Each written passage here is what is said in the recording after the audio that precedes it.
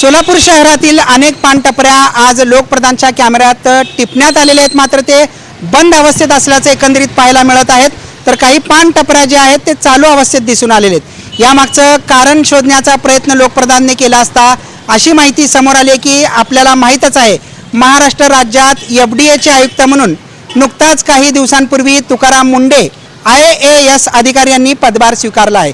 तेव्हापासून त्यांनी दूध असो किंवा इतर खाद्यपदार्थ, मिठाई असो, मावा असो की पानटपऱ्यांवरती अवैधरित्या विक्री करण्यात येणारा मावा किंवा तंबाखूजन्य पदार्थ आणि ज्यात बंदी असलेला निकोटीन वापरलं जात आहे त्या पदार्थांवरती कायदेशीर कारवाई करण्याचे आदेश सर्व जिल्हा प्रशासनाला दिलेले आहेत। त्यामुळं या पानटपऱ्या काही दिवसांपासून बंद असल्याची माहिती समोर आली आहे। मात्र आणखीन एक माहिती अशी समोर आली आहे की पानटपऱ्यांवरती विक्री करण्यात येणारा बेकायदेशीर मावा असो किंवा गुटखा असो, ज्या पानटपऱ्यांच्या मध्ये निकोटीन युक्त पदार्थ विक्री करण्यात येतात अशा पानटपऱ्यांच्या मालकांवरती आणि विक्री करणाऱ्या लोकांवरती मकोका कायद्याअंतर्गत कारवाई करण्यात येत असल्याचं कारण समोर आलेलं आहे। आणि याचाच निषेध करण्यासाठी मुंबईच्या आझाद मैदान या ठिकाणी पानटपरी विक्रेता महासंघाने आज संप पुकारून त्या ठिकाणी आंदोलन करत असल्याची माहिती देखील समोर आलेली आहे। सोलापूर शहरात अनेक पानटपऱ्या चालू आहेत, मात्र त्यांना कशाची भीती नाही आहे, कारण त्या ठिकाणी कुठल्याही प्रकारचं निकोटीनयुक्त पदार्थ किंवा तंबाखूजन्य पदार्थ विक्री करण्यात येत नसतात।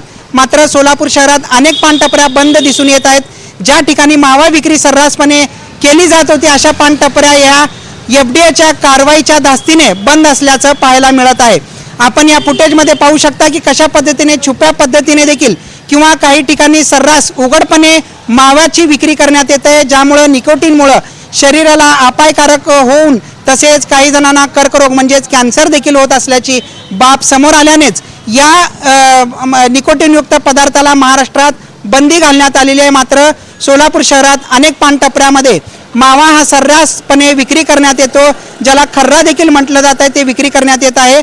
अशा पानटपऱ्यांवरती किंवा मावा विक्री केंद्रांवरती ज्या ठिकाणी खुलेआम विक्री करण्यात येते आहे किंवा छुप्या पद्धतीने विक्री करण्यात येत आहे अशा टपऱ्यांवरती कारवाई करण्यासाठी एफडीएकडे अनेक तक्रारी प्राप्त झाल्या आहेत। त्या दृष्टिकोनातून सोलापूर अन्न औषध प्रशासनाने देखील कारवाई सुरू केल्याने सोलापूर शहरातील बहुतांश पानटपऱ्या बंद अवस्थेत दिसून येत आहेत।